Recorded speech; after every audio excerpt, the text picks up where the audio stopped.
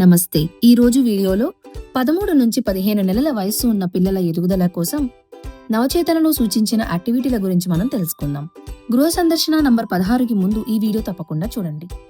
ఇంటికి వెళ్ళినప్పుడు ముందుగా 13 నుండి 15 నెలల పిల్లల్లో వచ్చే ఎదుగుదల మార్పుల గురించి తల్లిదండ్రులకు చెప్పండి. తర్వాత వీడియోలో చూపిన సులభమైన ఆటలను బిడ్డతో కలిసి చేసి చూపించండి. ఆ తర్వాత ఈ ఆటలు రోజు బిడ్డతో చేయమని తల్లిదండ్రులను మరియు కుటుంబ సభ్యులను ప్రోత్సహించండి.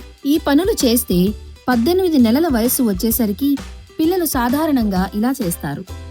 తామే నిలబడి కొన్ని అడుగులు నడుస్తారు.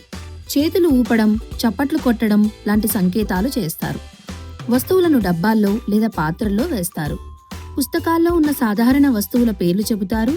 బొమ్మలను గుర్తిస్తారు. ఈ పనులు రోజూ చేస్తే బిడ్డ ఎదుగుదల బాగా జరుగుతుంది. 13వ నెలలో చేయాల్సిన పనులు: బిడ్డ మాటలు అనుకరించడం, చర్యలను అనుకరించడం, చెంచాతో తినే ప్రయత్నం చేయటం, ఇంటి చుట్టూ ప్రదేశాలు చూపించటం. 14వ నెలలో చేయాల్సిన పనులు: దాచిపెట్టి వెతికే ఆట, చెప్పినట్టు చేయించడం, చిన్న డప్పు ఆట, వంటగది ఆట కింగ్ లేక క్వీన్. 15వ నెలలో చేయాల్సిన పనులు: సంగీతం, ఆపడం, మొదలు పెట్టడం ఆట, జంతువుల శబ్దాలు చేయించడం, పిండితో ఆడటం, నేను నీకు తినిపిస్తాను, నువ్వు నాకు తినిపించు ఆట. ఇప్పుడు చూద్దాం, ఈ అమ్మ జంతువుల శబ్దాలు చేసే ఆట ద్వారా బిడ్డ వినే శక్తిని, అర్థం చేసుకునే శక్తిని ఎలా పెంచుతుందో.